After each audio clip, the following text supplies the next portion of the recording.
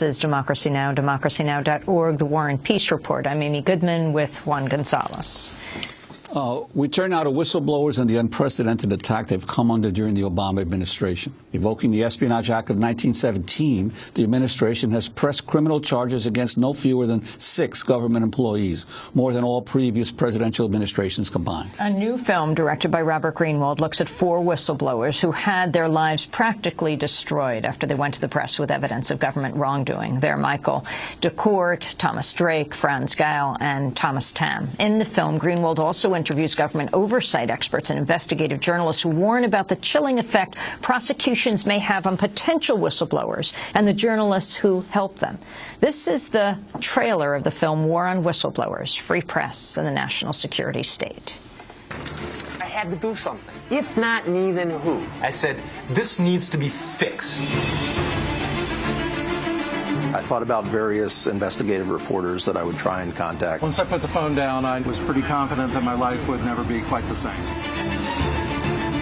I mean, at the end of the day, right, when you make a decision like this, if you're not prepared to have the worst happen, then really don't do it at all.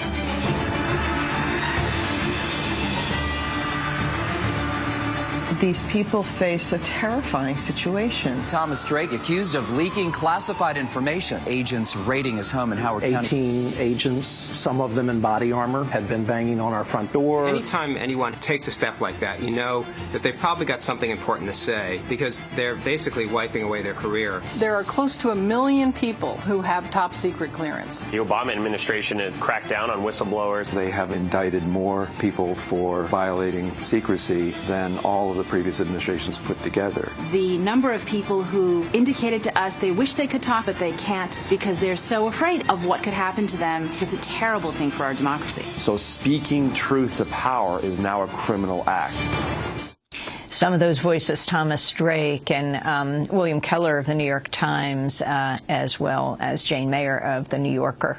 This is Democracy Now! The trailer of the new documentary, War on Whistleblowers, is what you just watched. We're joined now by its director, Robert Greenwald, and founder and president of Brave New Films, producer, director, and activist. Why did you make this film? You've looked at so many other issues. Why whistleblowers, Robert? Well, there were a few things that came together. What we always try to do in our films is connect the dots and explore how the system is working. So we had the crackdown on whistleblowers, #1, but it wasn't without reason. It's very deeply connected to the growth and power of the national security state, which believes completely in secrets. So we had the whistleblowers, we had the national security state, and then we had some incredible investigative journalists being attacked, investigated, threatened, their careers at stake also. So we put all 3 of those together and made a film which allows people to understand what's going on and how deeply threatening it is to us in a kind of drip way where you don't always see or understand what's happening. Well, Bob, I want to turn to the case of Franz Geil, a former Marine. While working at the Pentagon as a science advisor for the Marine Corps, Geil volunteered to deploy to Iraq. Upon his return, he alerted the Office of the Secretary of Defense and later the Congress and the media to critical equipment shortages. These included mine-resistant ambush-protected vehicles, or MRAPs.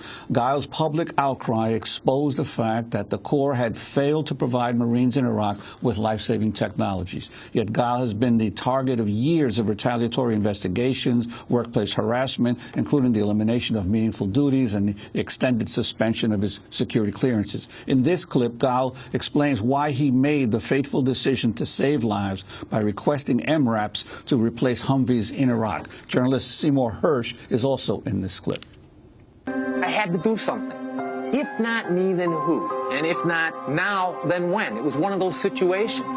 And I just said, no. It doesn't matter what the consequences are, personal or otherwise, right? I said, this needs to be fixed.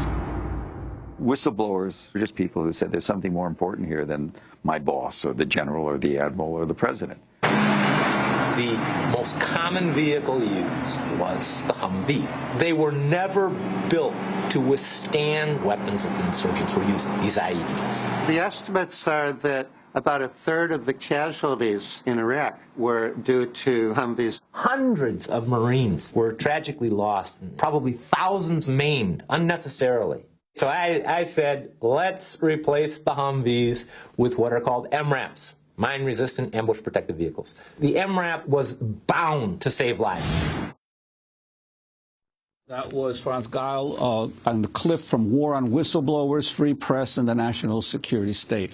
Robert Greenwald, he was one of the few whistleblowers who actually was able to keep his job, where some of the others have had really terrible times after they did their exposés. Could you talk about that as well? Yeah, one of the things that was a common denominator with all the whistleblowers we interviewed is a terrible personal price they paid. Even Franz, he was saving lives, literally saving hundreds of lives. He was fired initially, but this is where organizing makes such an incredible impact. Organizations, Pogo Gap, got behind him. They worked. People called, they took action, and it really worked. It got him his job back, and it's important to keep that in mind.